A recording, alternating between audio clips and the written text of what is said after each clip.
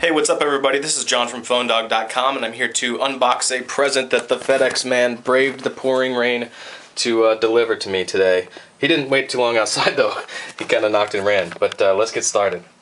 So this should be Samsung's first American Android. They've already released the Galaxy and Spica, I believe is how it's pronounced, overseas.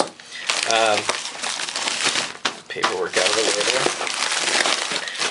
And this is the Sprint Moment, which will be available starting November 1st. Put that aside for a second there. Let's just take a look at what's inside. Plug with micro USB.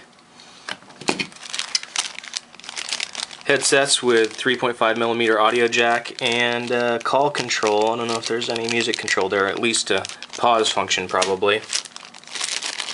And your charging and data cable, getting started guide, etc. Recycle envelope. Alright, let's take a look at this phone. So this is has an 800 megahertz processor inside. Do we have any juice here? So this is a 3.2 inch display, 320 by 480, what we're used to on Androids in the States. This is an AMOLED display though, so it's going to be extremely sharp and bright indoors, probably not so visible outdoors. It's a slider with 3 rows of buttons, spacebar between the V and B, so it feels natural to me. I personally like these staggered keys laid out as closely as possible to what we're used to on computers.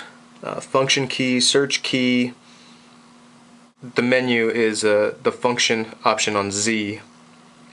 Tap, I don't know what that is. It launched straight to contacts. Not sure if I did that right. On the front we have 3 capacitive buttons up here, home, menu, and back. You have send, end, and an optical control right here, which you can also click.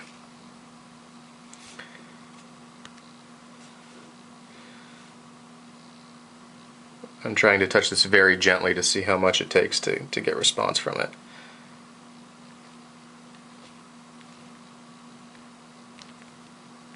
And it feels about the same as a G1 or My Touch. It's heavier than those phones, and it is a little bit bulky. Let me grab a couple for comparison here. Here it is next to a G1. Screen is exactly the same size. G1 is a little bit taller. Moment is just a tad wider.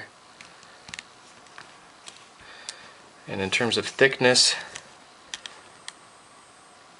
that's about right there. You see the G1 is probably a millimeter thicker. And to wake up the screen you have to use the hard button so that you don't accidentally hit the capacitive. Alright, in terms of controls, there's a volume rocker on the left, dedicated camera button, button for probably voice dialing and voice search. Got our 3.5mm audio jack on top, little lanyard clip point there. And that's it. On the back you see the 3.2 megapixel camera with LED flash. The battery cover is sort of rubberized. You can see you've got a protruding little panel here with a slot for easy gripping to take off the battery cover. And you have to take out the battery to change the micro SD. Just now going in to enter my Google password and account, I noticed that the optical control is going to take a little bit of getting used to here. You can probably adjust the sensitivity. Also, some of the keys are not exactly where I would expect them to be. For instance, the function and shift keys might feel a little more natural if they switched places. Space takes just a little bit of getting used to, but of course I've been using this for all of 1 minute now, so it takes a little bit of time to adapt, of course. And over here you can see you have your up, down, left, right keys, so if you're not big on the optical control, you can use those instead. As you can see, the blue color used for alternative symbols to be used in conjunction with the function key looks very clean and sharp, as does the backlighting of the capacitive buttons on the front of the phone. That looks pretty slick. In terms of apps, you can see that Sprint has included Sprint Navigation, Sprint TV, their new NASCAR app. You've got work email, the Moxier World, visual voicemail from Sprint, Nuance voice control. I haven't tried that one out yet. It looks like they've got their own instant messaging app, possibly just their own icon.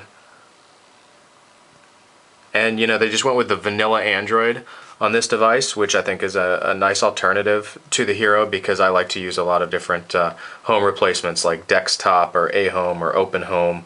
There's tons of them now. Since I have another Samsung AMOLED display right here, I just want to show you a comparison of those. It would work better if I had the same wallpaper on both. Obviously the Omnius is a bit larger, but it's great to see these beautiful screens turning up in different devices now, like the Moment here. So this device has 256 megabytes of RAM, 512 ROM, 800 megahertz processor. It's got Wi-Fi, Bluetooth, assisted GPS. It's a 3G phone. It runs on EVDO, Rev-A. And the consumer version will be shipping with Android 1.6. I'm not sure what this one has.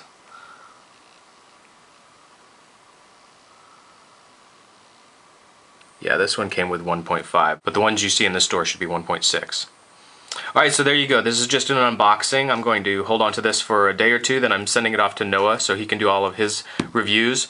But I might have another one coming along shortly. So stay tuned for my coverage over at Droid Dog, and check out Noah's very soon at Phone Dog. Take care.